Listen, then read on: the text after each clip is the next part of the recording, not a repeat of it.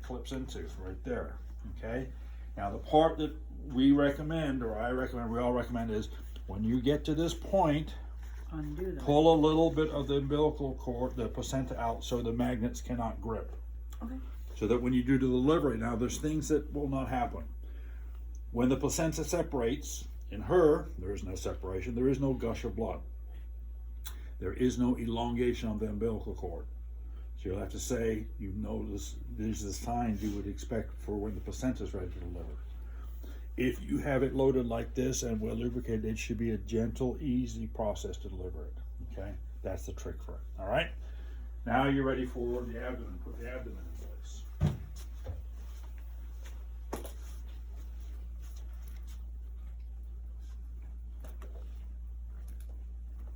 So let me give you a tip on how to do Hook this. any of these up? Hang on 1 second.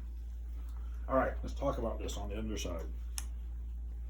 These 3 here and 2 underneath this black band are speakers for them to be able to listen to the fetal heart sounds.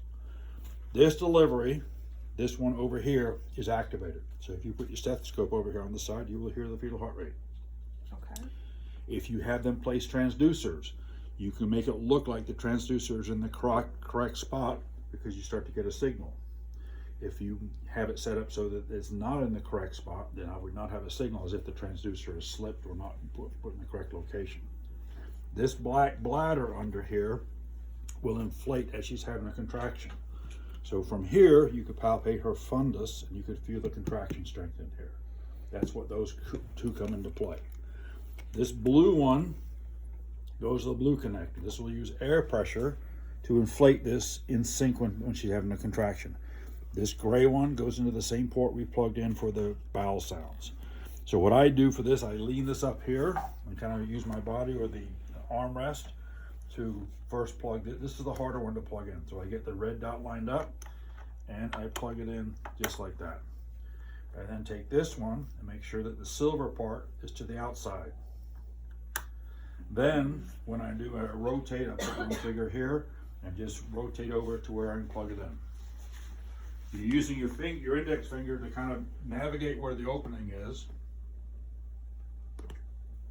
Okay, and then you line up this one and you push down gently.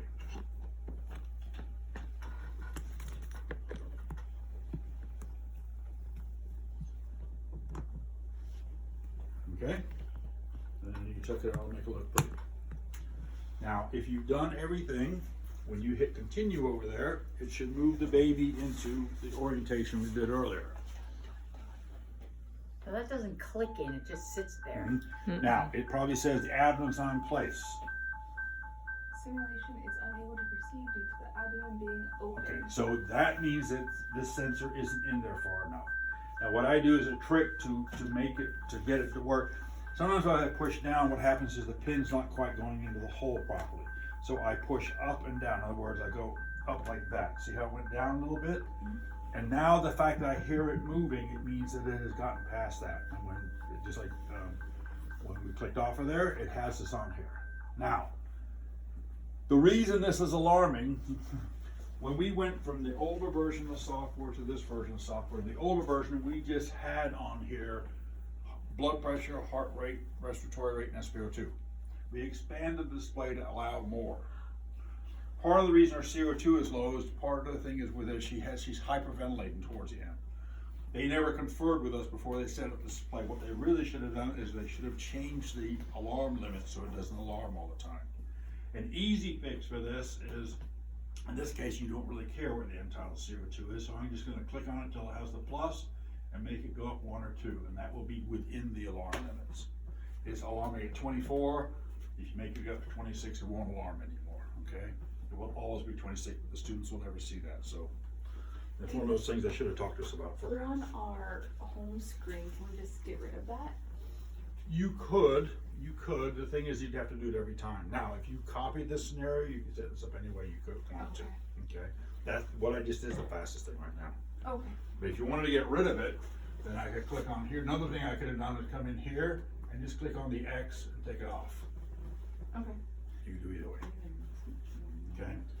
Now, when we did the delivery earlier, what are the couple of things I did to move this along? We went into our... You do it. You're on your own now. I'm They not said here. we had you for one. I'm back here and I'm back in sunny Florida. You're digging yourselves out of a snowstorm. Rate of descent.